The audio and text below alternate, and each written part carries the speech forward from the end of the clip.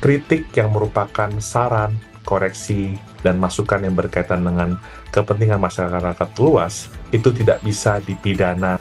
Yang dapat dipidana adalah perbuatan yang bersifat menghina, menista, dan juga memfitnah. Tapi kabar baiknya yang perlu diketahui masyarakat luas adalah tidak akan ada proses hukum. Kitab Undang-Undang Hukum Pidana atau KUHP bersama Kitab Undang-Undang Hukum Acara Pidana atau KUHAP mulai berlaku pekan ini.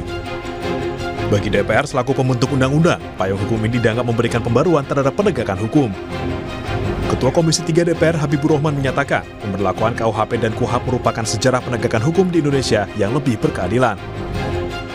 Kita berharap ya, niat baik kita semua, Komisi 3, pemerintah, kemudian juga Pak Kapolri dan Pak Jaksa Agung ya, untuk menjadikan hukum ya lebih manusiawi, lebih berkeadilan, bisa benar-benar terwujud. Namun niat baik itu masih menyisakan kekhawatiran bagi publik, terutama terhadap pasal-pasal yang rawan disalahgunakan dan rawan kriminalisasi. Direktur Amnesty International Indonesia Usman Hamid menyatakan, KUHP dan KUHAP memiliki peran sentral dalam menegakkan demokrasi.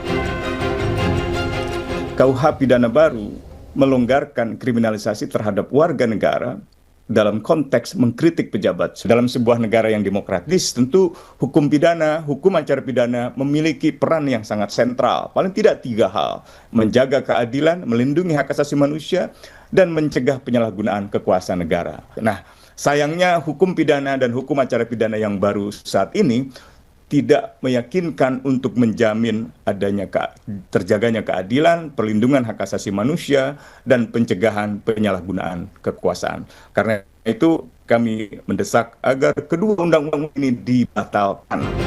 Menanggapi kritik dan kekhawatiran itu, tim ahli KUHP Nasional Albert Aris membantah dan menilai pernyataan Usman menyesatkan. Albert menjelaskan kritik yang masuk dalam koreksi dan saran tidak masuk dalam tindak pidana. Lain hal dengan fitnah dan penghinaan. Kritik yang merupakan saran, koreksi, dan masukan yang berkaitan dengan kepentingan masyarakat luas itu tidak bisa dipidana. Yang dapat dipidana adalah perbuatan yang bersifat menghina, menista, dan juga memfitnah. Tapi kabar baiknya yang perlu diketahui masyarakat luas adalah tidak akan ada proses hukum tanpa ada pengaduan yang resmi dari presiden atau wakil presiden serta pimpinan lembaga terkait. Relawan atau pihak ketiga lainnya tidak lagi bisa membuat laporan kepada pihak yang berwajib dengan mengatasnamakan kepentingan presiden atau wakil presiden. Kekhawatiran masyarakat sipil akan masa depan demokrasi di Indonesia harus segera dijawab oleh pemerintah demi menjaga kepercayaan publik dan stabilitas politik nasional sebagai faktor penting fondasi ekonomi nasional.